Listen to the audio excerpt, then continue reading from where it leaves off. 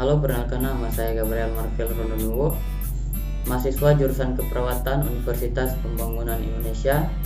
Dan pada kesempatan saat ini saya akan mempresentasikan mengenai materi sistem kardiovaskuler, yang mana di video ini dibuat untuk ujian akhir semester mata kuliah Ilmu Dasar Keperawatan. Sistem kardiovaskuler adalah kumpulan organ yang bekerja sama untuk melakukan fungsi transportasi dalam tubuh manusia. Sistem ini bertanggung jawab untuk mentransportasikan darah yang mengandung nutrisi dan bahan sisa metabolisme, hormon saat kekebalan tubuh, juga zat lain ke seluruh tubuh.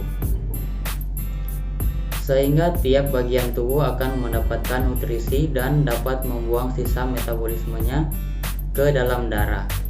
Dengan tersampainya hormoni ke seluruh bagian tubuh, kecepatan metabolisme juga akan dapat diatur. Sistem ini juga menjamin pasokan zat kekebalan tubuh yang berlimpah pada bagian tubuh yang terluka, baik karena kecelakaan atau operasi, dengan bertujuan mencegah infeksi di daerah tersebut. Dengan demikian dapat dilihat bahwa sistem kardiovaskuler memiliki fungsi utama untuk mentransportasikan darah dan zat-zat yang dikandungnya ke seluruh bagian tubuh. Komponen sistem kardiovaskuler terdiri atas organ jantung dan pembuluh darah. Fungsi ini dapat dianalogikan dengan sistem pengairan di rumah tangga, di mana organ jantung berperan sebagai pompa dan pembuluh darah berperan sebagai salurannya atau pipanya. Sistem ini bertanggung jawab untuk mentransportasikan darah dan zat yang dikandungnya ke seluruh bagian tubuh.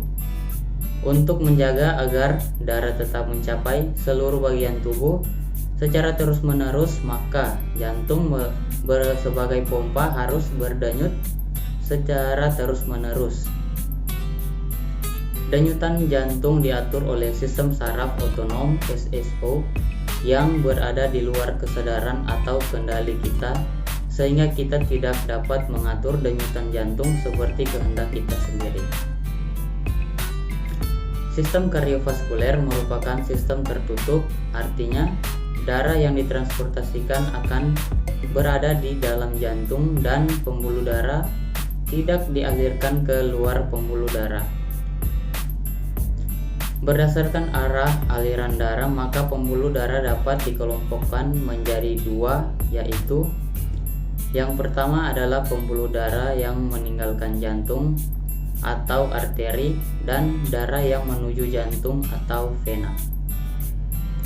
Berdasarkan penampangnya diameter, maka pembuluh darah, arteri, dan vena dapat dikelompokkan menjadi pembuluh darah besar, sedang, dan kecil.